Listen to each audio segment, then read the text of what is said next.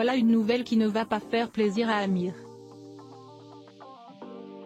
Le chanteur de 40 ans a appris ce mercredi 11 décembre que la cour d'appel d'Aix-en-Provence relaxait la ville d'Aubagne et l'association salonnaise Les Mélomanes, qu'il avait attaqué 5 ans auparavant en justice, les jugeant responsable d'une blessure qu'il s'était faite lors d'un concert dans la région. À l'époque, en mai 2019, Amir participe à un concert organisé à Aubagne. Mais au cours de sa performance, l'artiste est victime d'une chute à l'arrière de la scène.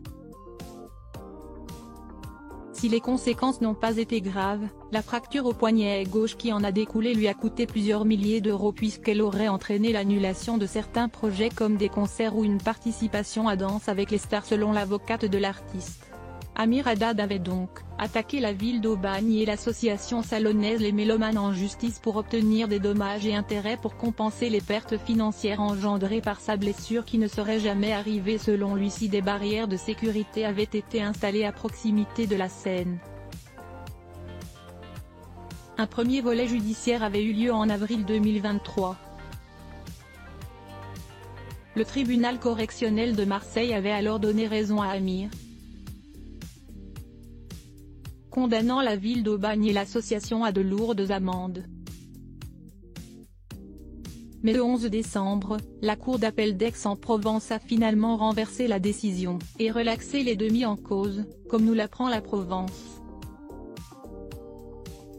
Cette décision n'est toutefois pas définitive.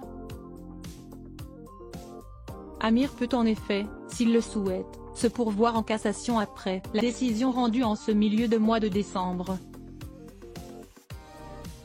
Reste à savoir s'il en aura l'énergie, le temps d'un procès étant très long, et surtout l'envie. Pour rappel, une belle aventure l'attend prochainement. En novembre dernier, sur le tapis rouge des Energy Music Awards au cours desquels il s'est rasé la tête, Amir s'est affiché au bras de son épouse Lital, enceinte de leur 3e enfant. Un bonheur à venir idéal pour lui changer les idées, et lui faire oublier cette défaite malheureuse.